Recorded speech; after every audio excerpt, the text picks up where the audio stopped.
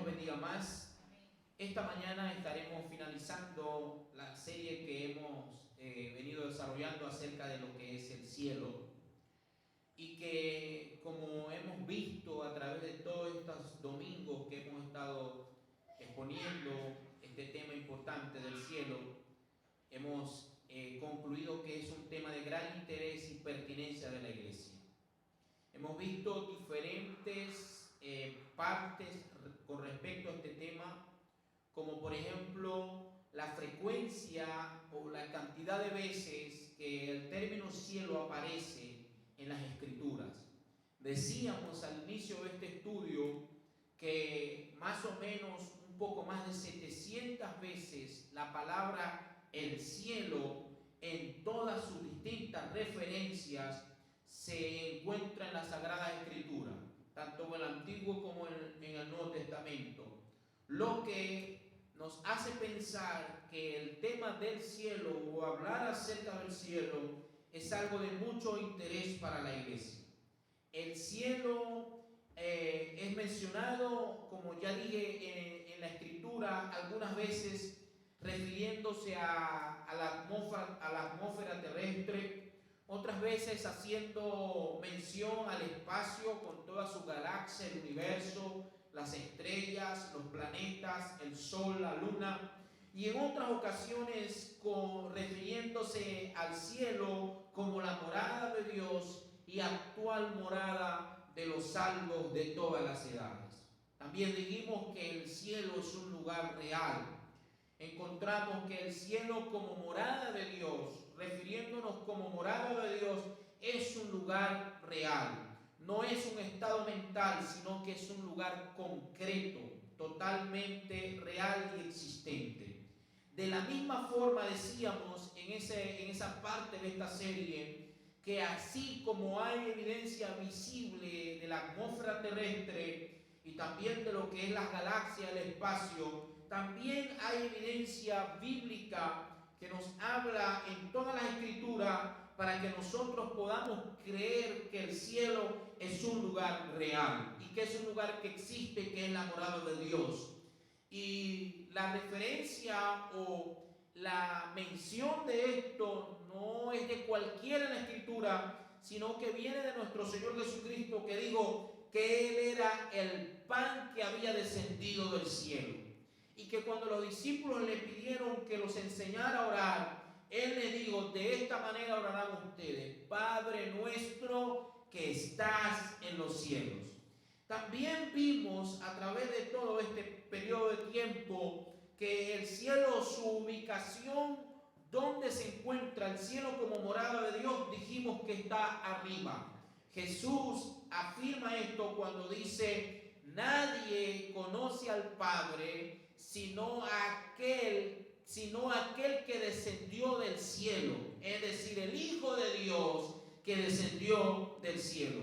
Y cuando Él dijo que Él era el pan vivo que había descendido del cielo, en San Juan capítulo 6, versículo 51, estaba señalándonos que el cielo está ubicado arriba de nosotros. Asimismo, vimos las realidades de nuestros cuerpos en el cielo.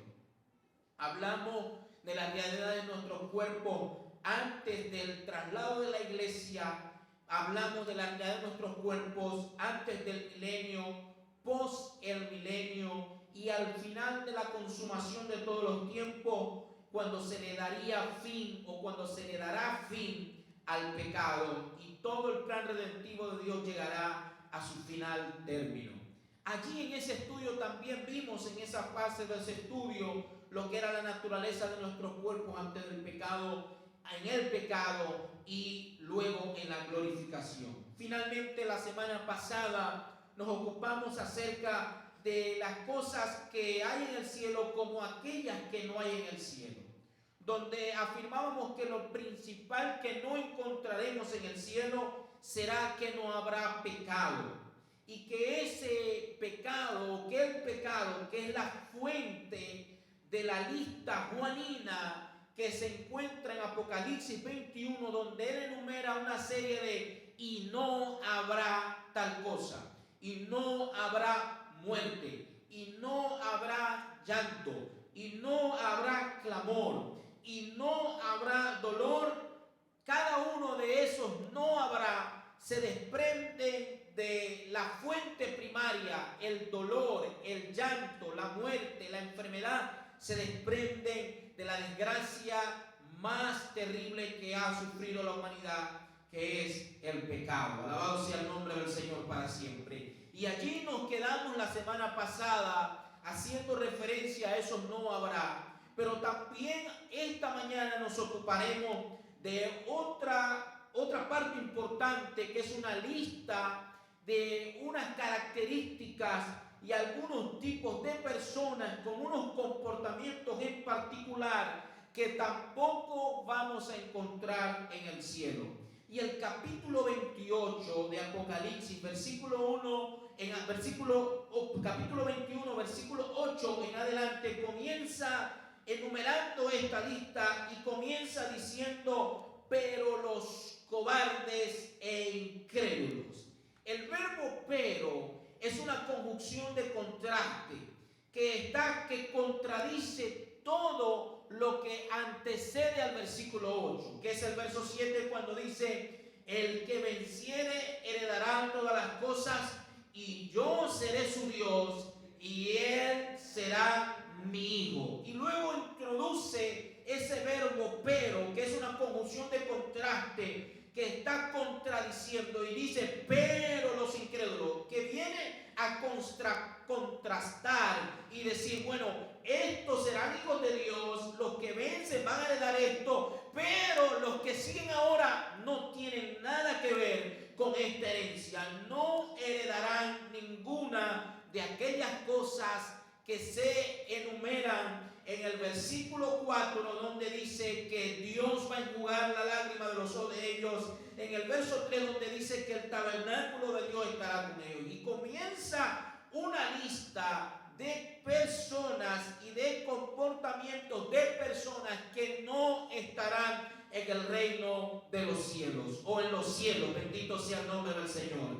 Y lo primero que dice es los cobardes, y esa palabra cobarde en griego es dilos, que significa miedoso, pero no es ese tipo de miedo que podemos experimentar ante un susto o ante un problema X, sino que es el miedo consciente, que al uno saber que agradar a Dios va a significar ciertas pérdidas frente al entorno donde uno está, que elegir ser fiel a Dios significa tener que limitar el círculo de amistades y de personas con las que uno normalmente comparte antes de conocer al Señor. Es a ese miedo al que la Escritura se está refiriendo, y a esos cobardes. Es ese tipo de personas que prefieren desobedecer la palabra de Dios en lugar de ser fieles a la palabra. Es una cobardía que es premeditada, que es el resultado de la conveniencia, de qué me conviene más. No importa si eso que me conviene es pecaminoso o no. No importa si soy consciente de que al hacer eso que me conviene estoy desobedeciendo a Dios. No, eso no es lo primario. Lo primario es la conveniencia, el beneficio. Y dice, pero los cobardes. Y luego dice, y los incrédulos. Y esa palabra incrédulo se traduce en griego como apistos. Y esos que se refiere a infieles. Y aquellos que no guardan la palabra, aquellos que, aleluya, incrédulos, de lo que está hablando aquí, no se trata de una falta de fe frente a algunas circunstancias en el proceso de la vida cristiana. Esa incredulidad no se refiere a una falta de fe para una sanidad o a una falta de fe para una proeza de Dios, sino que esa incredulidad está hablando a aquellos incrédulos, son aquellos que resisten la palabra de Dios. No solamente que la resisten, que se oponen a la palabra de Dios.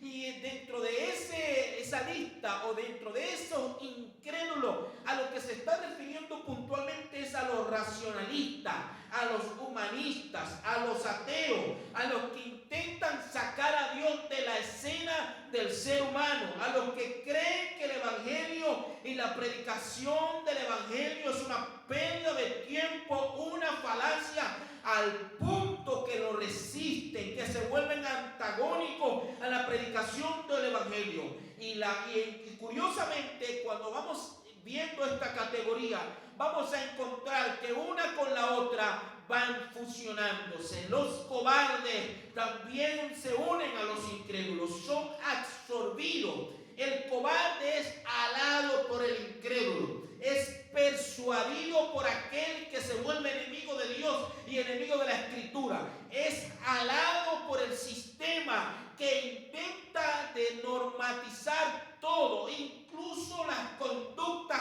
aberrantes y pecaminosas que ofenden ante la mente de cualquier ser humano con una creencia en Dios. Conoce perfectamente que esa conducta no es aprobada, no es moral, no es correcta. Bueno, el incrédulo, el cobarde se adhiere al incrédulo, que lo absorbe. El sistema que se va estableciendo en este mundo para cada vez hacer más y más difícil y pesado el seguir al Señor, el vivir para Dios, el criar nuestros hijos, el educar la familia. Y luego continúa hablando de otra categoría, y él dice: los abominables y los homicidas. Pertenecen, cada una de las dos de las categorías se van uniendo o se relacionan o guardan relación entre sí. Y los abominables vienen del griego bedeslimach, que quiere decir toda clase de acto grupal que se lleva a cabo en contra de toda moral y justicia. Estos abominables no es los actos individuales de personas, sino que ahora está hablando de grupos que se unen para atentar contra toda moral, que se unen para atacar la verdad de la palabra de Dios. Un grupo de estos, bueno, podemos llamarlo los LGTB. Es un grupo que viene para hacer daño, para colectivamente socavar la sociedad, socavar la moral de la sociedad.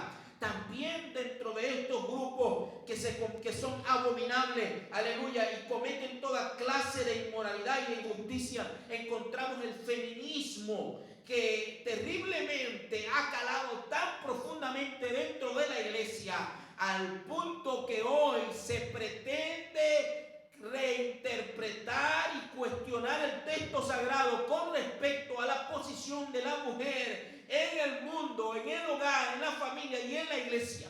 Y lo terrible de todo esto es que los movimientos feministas se iniciaron por mujeres que tenían conductas lesbianas, que fueron las fundadoras del feminismo, y la gente se va adheriendo a ellos, y la Biblia los llama abominables y dice que no heredarán, que no entrarán a la presencia de Dios. Estas prácticas colectivas que desfiguran lo santo, que van contra toda la moral, contra los mandamientos de Dios de forma frontal, que lo resisten, que lo atacan, que lo contrayan, que se levantan contra eso. Alabado sea el nombre del Señor para siempre, para tratar de prevalecer, para tratar de sostenerse y de triunfar. Pero al final, sin importar cuánto terreno aquí en la tierra puedan alcanzar, la Biblia dice que no van a estar en el reino de Dios, que no entrarán al cielo. A su nombre sea la gloria para siempre. Denle un aplauso al Señor en esta mañana. Aleluya.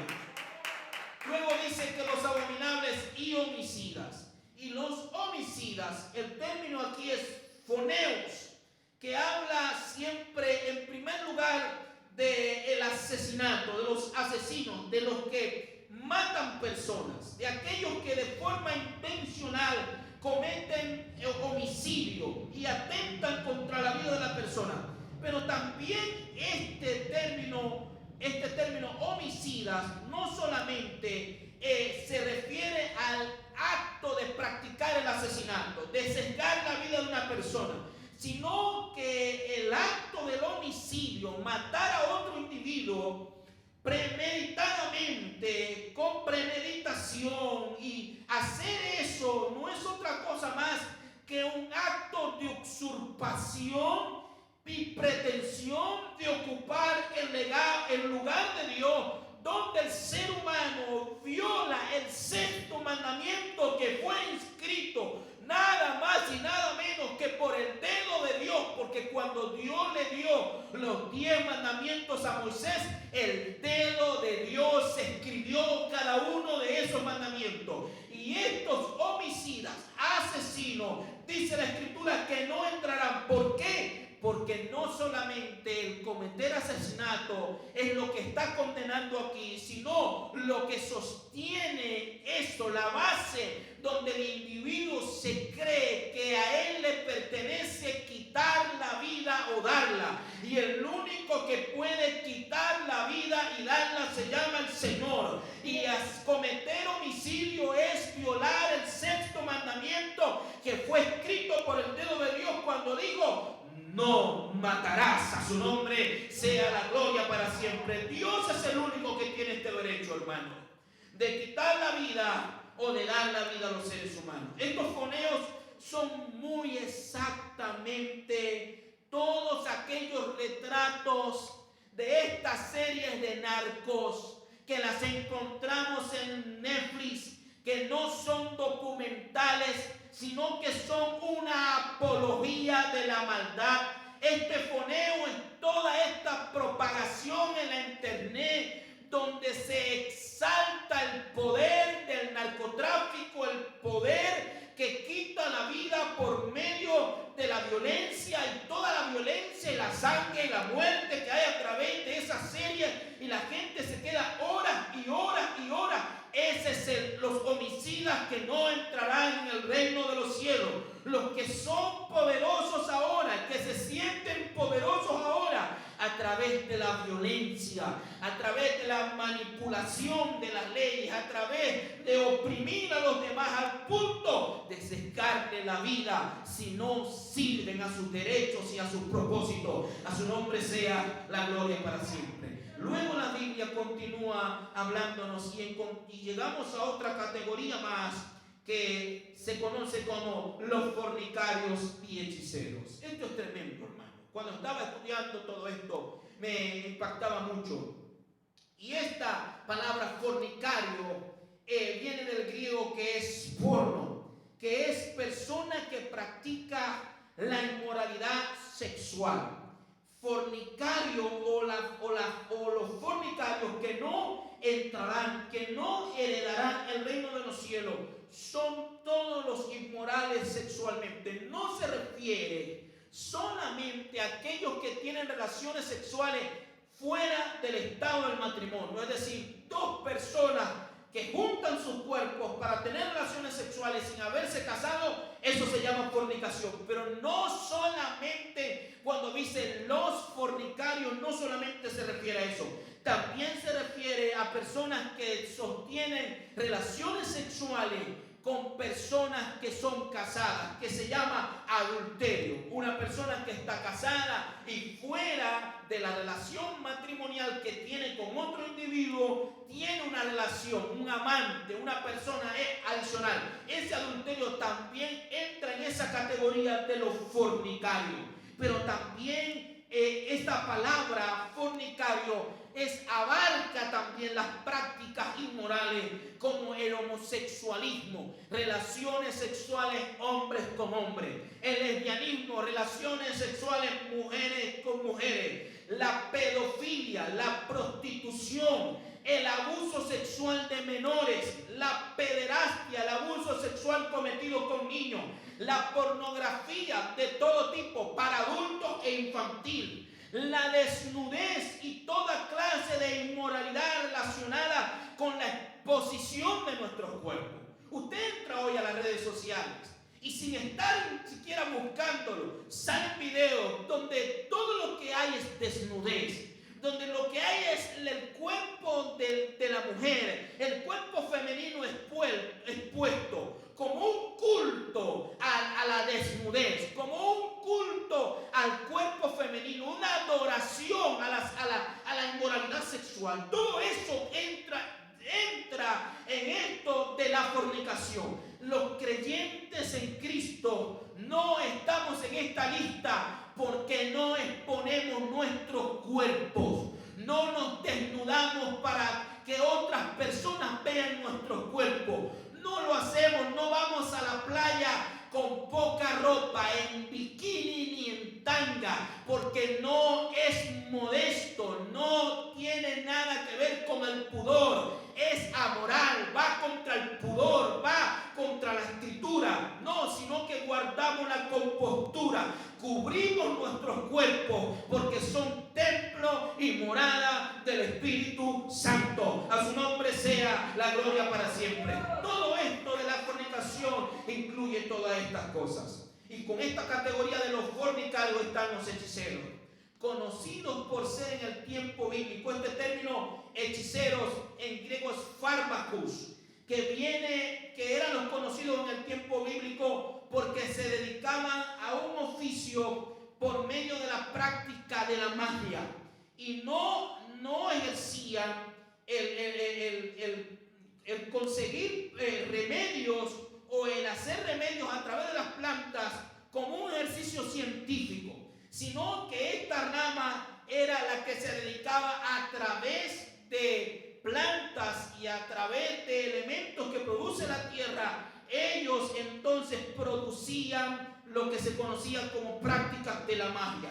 Dentro de esta rama encontramos los chamanes, los rezanderos, los brujos, los curanderos, los espiritistas, los que leen la mano, la magia negra, la magia blanca, los que hablan con los muertos, los adivinos, los que leen las cartas, aleluya, y todo eso que tiene que ver con la práctica de la brujería y del espiritismo, incluyendo aquellos que llaman yerbateros y curanderos. Alabado sea el nombre del Señor para siempre. Y finalmente, y no menos importante, encontramos una última categoría que la Escritura dice: los idólatras y todos los mentirosos. Amados, estos idólatras, la penúltima categoría en esta lista de los que no entrarán al cielo, no abarca únicamente la idolatría propiamente entendida como el acto de arrodillarnos frente a una imagen o de rezarle a una imagen, sea una tarjeta, sea una esclavija o sea un muñeco que tenemos de yeso al que se le puede prender una vela y arrodillarse. No, sino que esto de la idolatría es el resultado de otros actos que también son mencionados por el apóstol Pablo en la carta a los Efesios, y donde él revela parte de lo que aquí Juan está diciendo que son los idólatras. Y Pablo dice, aleluya, que ningún inmoral, impuro o avaro, que es idolatría, tiene herencia en el reino de Cristo y de Dios. Fíjese que antes de mencionar la idolatría,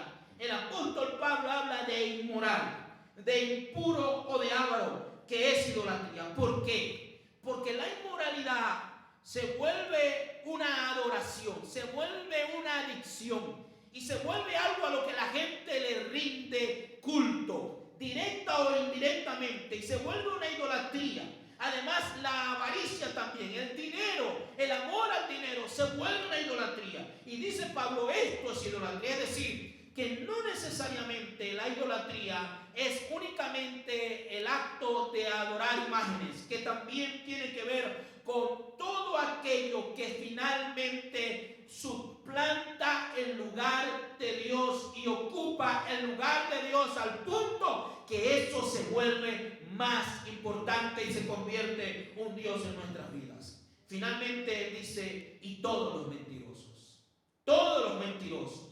Fíjese que no dice y el mentiroso, dice todos los mentirosos. Está hablando en términos plural, lo cual incluye personas individuales como grupos también. Aquí tenemos una lista de inclusión muy amplia cuando Juan dice y todos los mentirosos, que va desde la violación, como en la referencia a los homicidas, ahora en la referencia a los mentirosos, va desde la violación de uno de los 10 mandamientos, conocido como no darás falso testimonio contra tu prójimo.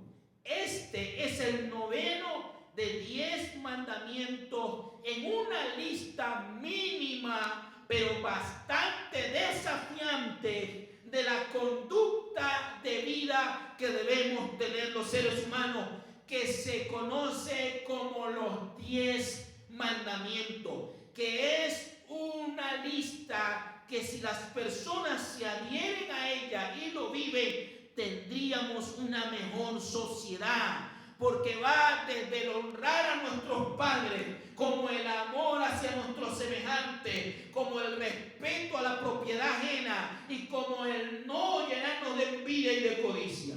Y estos mentirosos tienen es una violación de este mandamiento del no darás falso testimonio, donde la ley moral de Dios prohíbe dar testimonio no contra mi hermano, sino contra mi prójimo, porque el noveno mandamiento dice: no darás falso testimonio contra tu prójimo. No se está refiriendo a los lazos únicamente de hermandad por la fe en Jesucristo, sino que va más allá. ¿Y quién es el prójimo?, le dicen los fariseos, los escribas a Jesús cuando le están preguntando, para desafiarlo, para saber quién es el prójimo. Y él le cuenta la historia, le dice: bueno, un hombre iba de camino de Jericó a Jerusalén, y cuando iba por el camino fue asaltado por unos maleantes, y pasó un levita y lo vio tirado y no hizo nada. Y pasó luego un sacerdote y lo vio tirado y no hizo nada. Y luego pasó un samaritano y lo vio tirado, y cuando lo vio allí lo levantó y cuidó de él. ¿Quién de estos tres es el prójimo? El prójimo no está circunscrito a personas que son de mi agrado, a personas que son de mi círculo, ni siquiera familiar ni religioso, sino que mi prójimo es todos aquellos que son de la raza humana, donde no hay excepción por clase, por idioma, por país, por nacionalidad, sino que todos son nuestros prójimos. Y esta ley moral de Dios prohíbe dar testimonio falsamente contra mi prójimo. Y la lista continúa. No solo estos mentirosos comprenden el hecho de la prohibición del noveno mandamiento de no dar falso testimonio contra mi prójimo, sino que la lista también incluye en estos mentirosos a los que dicen, no solamente los que dicen falso testimonio, los que dan falso testimonio contra su prójimo, sino todos aquellos cuyas vidas es una mentira. ¿Conoce gente así? Que su vida es una mentira, que no solamente dicen mentiras, sino que su vida, todo lo que ellos dicen de su vida es completamente una mentira. Que usted ya sabe cuando habla que no puede dar crédito a lo que dice porque miente, porque son lo que los trastornos de la DSM ha calificado como mitómanos, mentirosos compulsivos, creadores de historias falsas, de testimonios falsos. Crean personajes, crean eventos, crean situaciones, crean escenarios, afirman que estuvieron allí, dijeron que están allí, dijeron que ellos son testigos, que ellos lo vieron, que ellos lo escucharon, que ellos los miraron, pero no es verdad. Que ellos son tal cosa, que han logrado tal y tal cosa, pero no es cierto. Su vida en sí es una mentira. También esos no estarán en el reino de los cielos, no entrarán al reino de los cielos. Son creadores de historias falsas, testimonios falsos. Su hábito es mentir. Su hábitat usual es la mentira y el engaño. Saben que mentir les ayuda a mantener su imagen frente a los demás. Saben que sus vidas son unas constantes historias de mentiras que les mantienen a salvo, evitando asumir sus realidades y sus responsabilidades frente a los demás. Estas personas nunca han aceptado la verdad del Evangelio. porque dice la Escritura que ni siquiera la verdad está en ellos. Y el apóstol Juan lo afirma en el capítulo 22, versículo 15, cuando dice que aquellos que aman y hacen mentira. Ese es el calificativo de estas personas. Aman y hacen mentira. Alabado sea el nombre del Señor. Mientras que el que ha aceptado la verdad del Evangelio, Pablo afirma en la carta a los Efesios, en el capítulo 4, versículo 15, dice que sigue la verdad en amor, creciendo en todo en aquel que es la cabeza. Esto es Cristo. A su nombre sea la gloria para siempre. Mientras los mentirosos aman y hacen la mentira, el creyente va creciendo, siguiendo la verdad en amor. Aleluya.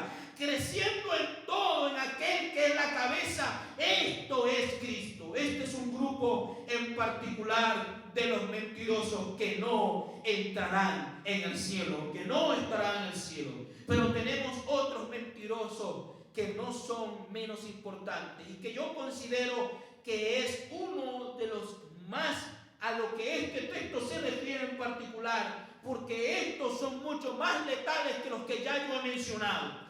Puesto que estos mentirosos que también no estarán en el cielo, no entrarán al cielo, son aquellos que encabezan una lista que son falsos maestros, engañadores del evangelio, que enseñan un evangelio fraudulento, de falacia, de engaño, un evangelio donde la gente se está preparando para vivir en la tierra y no para irse al reino de los cielos, un evangelio donde las personas no tienen una experiencia de cambio, donde usted llega a la iglesia pero no necesita transformar su vida ni cambiar. No, esos son los falsos. Tampoco ellos entrarán en el reino de los cielos. A su nombre sea la gloria para siempre. Y de esta manera, hermanos, aleluya, denle ese aplauso al Señor, aleluya.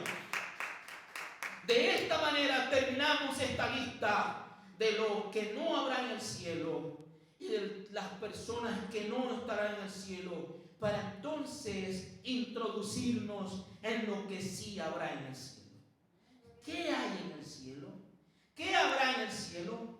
Aleluya. Bueno, lo primero que va a haber en el cielo, o que hay en el cielo, o que vamos a hacer en el cielo, es que vamos a alabar a Dios. En el cielo hay alabanza. Aleluya. Apocalipsis 19, 5 al 6 dice: y del trono salió una voz que decía: alaben ustedes a nuestro Dios, todos ustedes sus siervos, los que le temen, los pequeños y los grandes. Y oí la voz de una gran multitud, como el estruendo de muchas aguas y como el sonido de fuertes truenos, que decía: aleluya, porque el Señor nuestro Dios todopoderoso reina. En el cielo hay alabanza, aleluya, hay adoración, aleluya.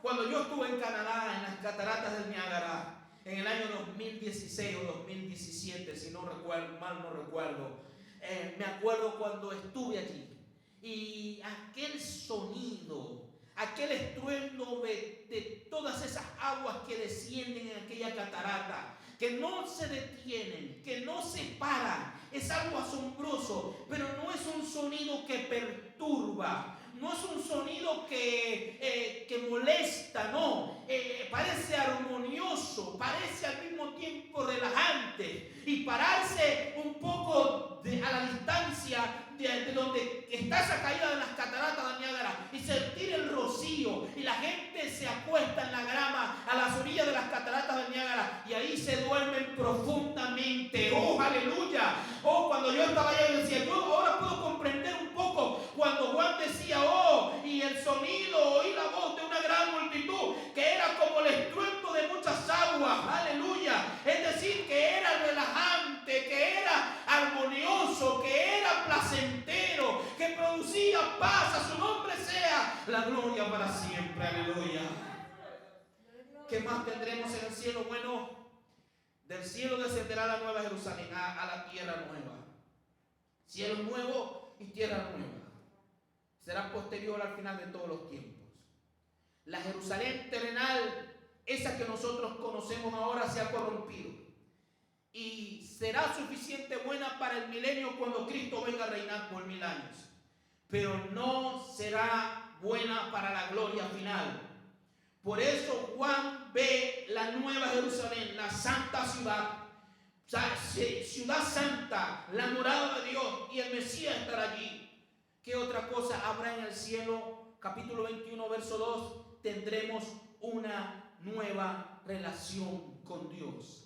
Aquella relación al inicio del hombre perfecto en el huerto del Edén se recobrará de nuevo. Y yo, Juan, vi la santa ciudad descender del cielo de Dios, ataviada como una esposa para su marido, aleluya. Y oí una gran voz del cielo que decía: he aquí el tabernáculo de Dios con los hombres, y Él morará con ellos, y ellos serán su pueblo, y Dios mismo será, aleluya, estará con ellos como su Dios. ¿Qué otra cosa habrá en el cielo? Capítulo 21, verso 11, la gloria de Dios estará allí. ¿Qué más habrá? Habrá gozo, paz infinita, una promesa de perfección inalterable. Apocalipsis 21, 27 dice: jamás entrará en ella nada inmundo, ni el que practica abominación y mentira, sino solo aquellos cuyos nombres están escritos en el libro de la vida. Alabado sea el nombre del Señor para siempre. Hermano, no habrá la más mínima posibilidad de que el pecado pueda introducirse en medio de aquel cielo donde vamos a estar con el Señor, que luego se establecerá con la nueva Jerusalén en la tierra, y aquí estaremos con Él, los santos de todas las edades. Hermano, no habrá posibilidad de que el pecado vuelva a tocar el mundo transformado y el propósito de Dios finalizando su redención y su consumación. Habrá una relación permanente con Dios y una creación libre de todo lo malo que podamos imaginar. Eso es lo que nos espera si perseveramos firmes en la fe en el Señor Jesucristo. Ese es el cielo. Para allá vamos. Yo no quiero quedarme